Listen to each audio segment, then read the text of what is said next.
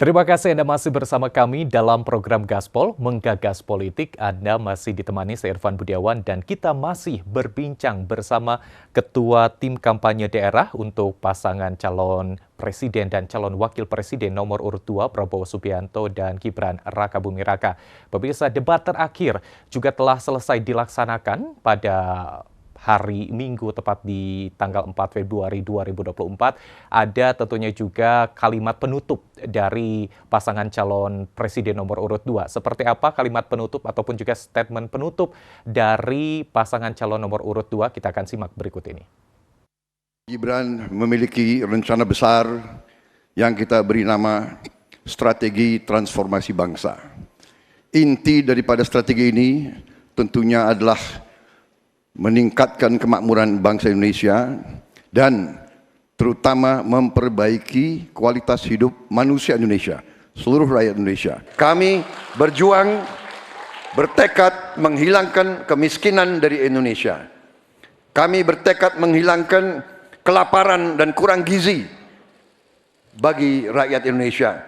Kami bertekad mengurangi angka kematian ibu-ibu yang sedang melahirkan. Kami berjuang untuk menghilangkan korupsi dari bumi Indonesia. Kami berjuang untuk perdamaian bagi rakyat Indonesia dan bagi bangsa Indonesia. Itu dia janji yang disampaikan oleh pasangan calon nomor urut 2 Prabowo Subianto dan juga Gibran Rakabuming Raka pada debat terakhir ataupun juga debat ke-5.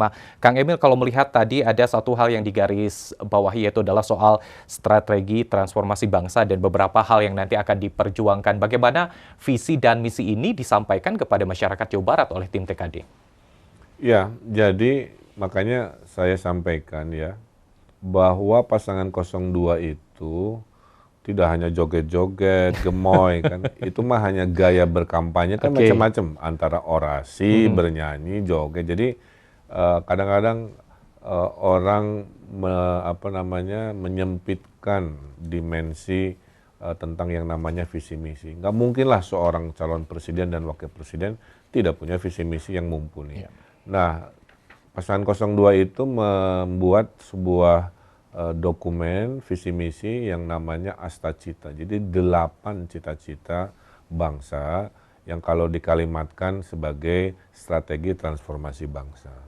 Ya, programnya banyak sekali. Kami sudah mensosialisasikan. Ada yang sektor buruh, ada yang sektor ke ibu-ibu, ada yang ke sektor mahasiswa, anak muda, ada yang ke sektor ekonomi dan lain-lain. Ambil contoh ya, pengentasan kemiskinan. Nah, salah satu strateginya adalah perbanyakan hilirisasi. Hilirisasi itu sederhananya gini, kalau kita ekspor bahan mentah harganya X. Kalau ekspor dengan bentuk sudah dihilirisasi itu harganya 5X.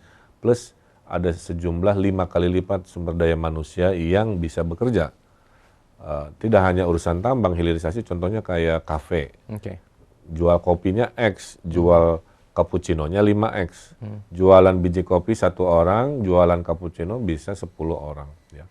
Nah, itu pengentasan kemiskinan dari sisi hilirisasi untuk investasi. Kemudian juga program makan siang gratis, itu kan tidak hanya membereskan gizi, gitu ya, mengurangi potensi stunting dan lain sebagainya, tapi nanti uangnya kan bergulir untuk catering, bergulir untuk pengusaha bahan-bahan pokok di desa-desa.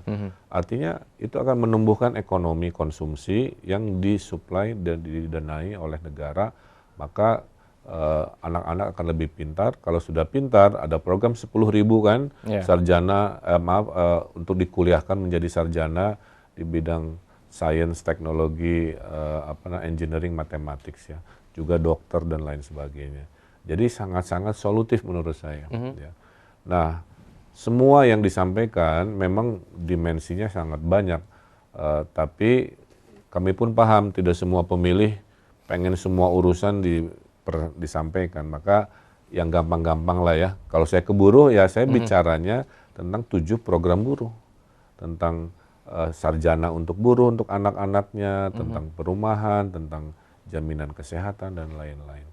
Nah, dan yang terpenting sebenarnya dalam strategi transformasi bangsa itu adalah kuncinya ya, adalah melanjutkan yang baik dari Pak Jokowi selama 10 tahun dan menyempurnakan hal-hal yang masih kurang. Jadi kalau dibilang sudah perfect, belum. Tapi kalau dibilang kurang-kurangnya lebih banyak lebihnya kan. Khususnya Jawa Barat, saya selalu bilang, sok sekarang ke Cirebon. Dulu 6 jam, sekarang 90 menit. Dulu ke Jakarta 3 jam, sekarang 30 menit ya, dari Pedalarang sampai ke Halim misalkan. Kita Jawa Barat surplus beras karena bendungan banyak dari Pak Jokowi. Kita menyiapkan 13 kota baru di utara Jawa Barat, saya bilang. Untuk apa? Untuk 3 juta lapangan pekerjaan. 200 triliunnya dari Pak Jokowi untuk mengkonekkan kota baru yang ada di Jawa Barat.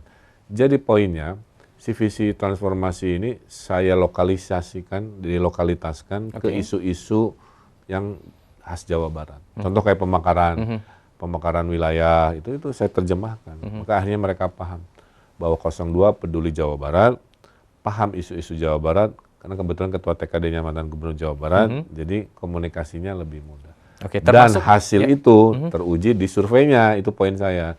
Bisa aja saya ngomong macam-macam, tapi surveinya nggak mencerminkan. Ini korelatif, makanya saya meyakini insya Allah kalau di Jawa Barat 02 sih menangnya. Termasuk juga meyakinkan kepada masyarakat apa yang dijanjikan oleh Prabowo, terutama juga dengan kebutuhan di Jawa Barat sendiri, itu betul-betul bisa direalisasikan. Ya, saya bilang menitipkan Pak, kalau nanti terpilih ke Mas Gibran juga, tolong aspal jalan sampai desa, saya bilang. Iya, itu udah disiapkan contohnya. Jadi selain urusan gizi, juga urusan infrastruktur yang mungkin selama ini masih belum maksimal kan gitu ya. Kemudian tolong perjuangkan pemekaran wilayah, karena pemekaran wilayah itu berbanding lurus dengan keadilan fiskal. Kita dengan Jawa Timur 5 tahun bedanya 30 triliun, banyakkan Jawa Timur. Kita dengan Jawa Tengah dana desa tiap 5 tahun bedanya 15 triliun. Jadi kita banyak dirugikan karena kita tidak diizinkan pemekaran wilayah. Nah ini akan diperjuangkan, sudah dijanjikan. Jadi kan khas Jawa Barat, problem Jawa Barat yang akan diperjuangkan jika 02 menang. Nah, akhirnya mereka paham bahwa keberlanjutan yang sudah baik di Jawa Barat itu akan diteruskan dan yang kurang-kurang akan disempurnakan. Contoh kayak undang-undang pesantren. Pak Jokowi baru sampai ketok palu undang-undang pesantren. Tapi Pak Prabowo saya dengar sendiri menjanjikan di depan para ulama mengimplementasikan undang-undang pesantren. Nah, itu yang disebut keberlanjutan. Baik. Melihat juga cukup luasnya wilayah Jawa Barat dan tentunya juga beragamnya juga masyarakat di Jawa Barat. Daerah mana yang menjadi ceruk paling besar, terutama dari tim TKD yang melihat bahwa ini menjadi potensi suara yang paling terbanyak yang nanti akan memilih paslon nomor 02 ini? Ya, kalau lihat petanya Jawa Barat mayoritas 02 kuat, hanya keberimbangan terjadi di wilayah-wilayah yang berbatasan dengan DKI. Jadi Depok, Bekasi itu masih imbang dengan 01 gitu. Sisanya 02, bahkan di daerah yang Pantura yang diasosiasikan mungkin lebih ke pendukung Pak Jokowi dulu dengan partai pendukungnya, sekarang sudah bergeser full ke 02 gitu. Jadi kalau 100% Jawa Barat, boleh saya sampaikan, zona yang mendekati DKI itu agak ketat, dan beberapa titik lah di wilayah Priangan. Sisanya mayoritas ada di 02. Baik. Kang Emil selalu diasosiasikan juga dengan masyarakat milenial ataupun juga Gen Z seperti itu. Bagaimana hal ini juga menjadi salah satu hal pendorong untuk menarik suara dari kaum milenial ini, terutama kalau kita melihat data dari KPU, ini bahkan lebih dari 60% pemilih pemula ini. Nanti kita akan lanjutkan, Kang Emil, perbincangan kita untuk menjawab hal tersebut, namun kita akan jeda kembali pemirsa, tetaplah bersama kami dalam program Gaspol Menggagas Politik.